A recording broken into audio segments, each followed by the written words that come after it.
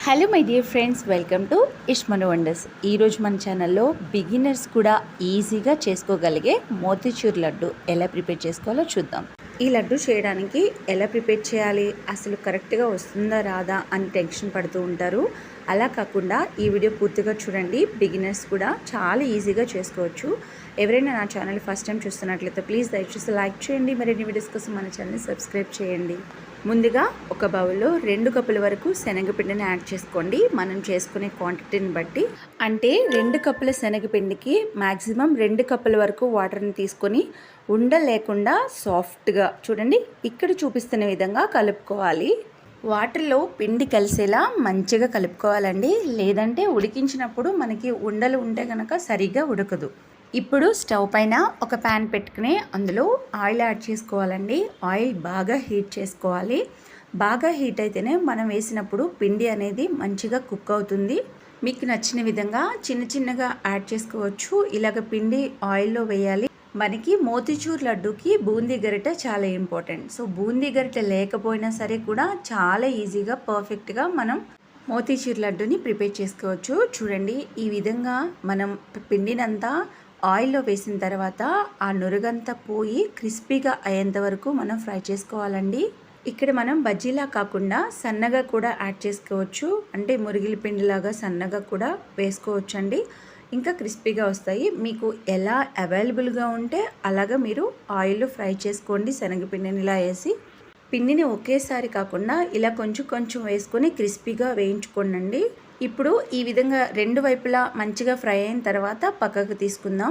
ఇలా కాకుండా మనం వేరే విధంగా కూడా పిండిని ఇలా ఫ్రై చేసుకోవచ్చండి. పాల ప్యాకెట్లో మనం ఇలాగ పిండిని యాడ్ చేసి చివర్న కట్ చేసి చూడండి ఈ విధంగా మీరు యాడ్ చేసుకోండి.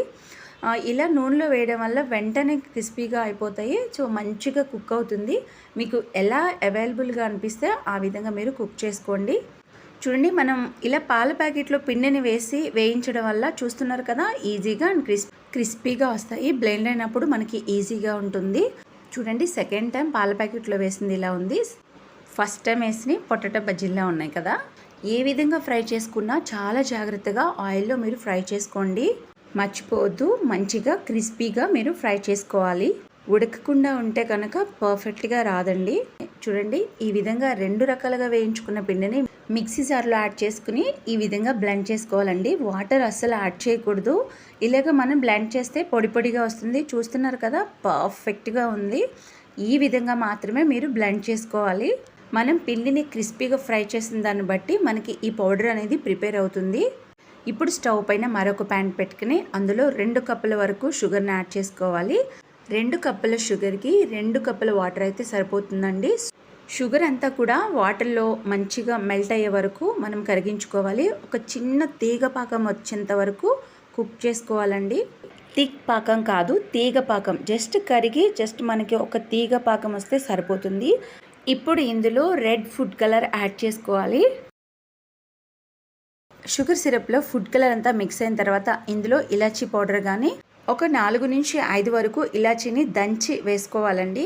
ఆ తర్వాత మనం ముందుగా ప్రిపేర్ చేసుకున్న బూందీని యాడ్ చేసుకోవాలి.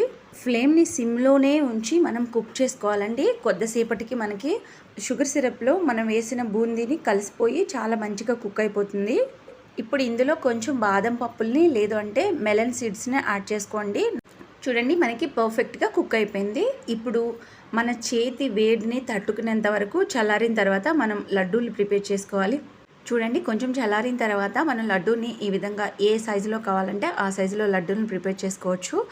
సడన్గా ఎవరైనా గెస్ట్ వచ్చినప్పుడు మనం ఈ విధంగా ప్రిపేర్ చేసుకోవచ్చు. చాలా పర్ఫెక్ట్గా వస్తుంది. సో ఈ వీడియో మీకు ఎలా అనిపించింది తప్పకుండా లైక్ చేయండి, వీడియోని కమెంట్ చేయండి. మరిన్ని వీడియోస్ కోసం మన ఛానల్ని సబ్స్క్రైబ్ చేయండి. Thank you so much. Thanks for watching my video.